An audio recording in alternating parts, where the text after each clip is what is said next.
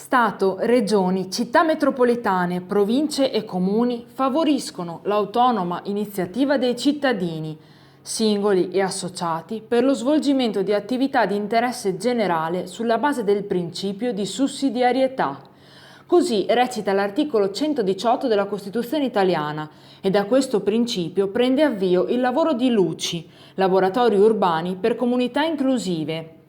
Il progetto, promosso da Arci Provinciale in collaborazione con l'Università IUAV di Venezia e sostenuto per il secondo anno dalla Regione del Veneto con risorse statali del Ministero del Lavoro e delle Politiche Sociali, mira allo sviluppo e al rafforzamento della cittadinanza attiva, partendo dallo studio e dalla mappatura delle percezioni e dei desideri dei cittadini riguardo i beni urbani.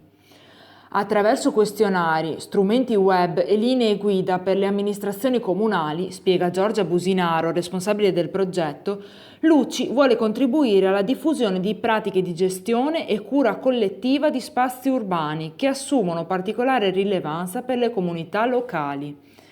Per fare ciò è fondamentale conoscere le opinioni dei cittadini, realizzando un censimento e una mappatura di parchi, aree verdi, piazze, scuole, infrastrutture, edifici pubblici o privati che abbiano reale significato per chi li vive e li frequenta.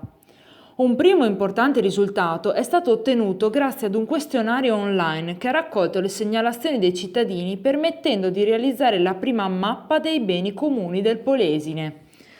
Si tratta di un lavoro lungo e complesso, sempre aperto a nuovi contributi e integrazioni, sia in virtù dell'ampiezza del territorio selezionato, sia per la difficile definizione del concetto stesso di bene comune, continua Businaro. Per realizzare questa mappatura, LUCI ha chiesto la collaborazione attiva di cittadini, professionisti, amministrazioni locali, associazioni di volontariato che hanno suggerito la propria definizione di bene comune e hanno fornito informazioni riguardo pratiche di tutela, cura e valorizzazione già attive sul territorio provinciale. Ma l'impegno di LUCI non si ferma qui. Con il contributo dei ricercatori dell'Università IUAV di Venezia è stato predisposto uno strumento web GIS per consentire ai cittadini di Rovigo di fornire indicazioni e suggerimenti utili ad una migliore gestione dei beni comuni urbani.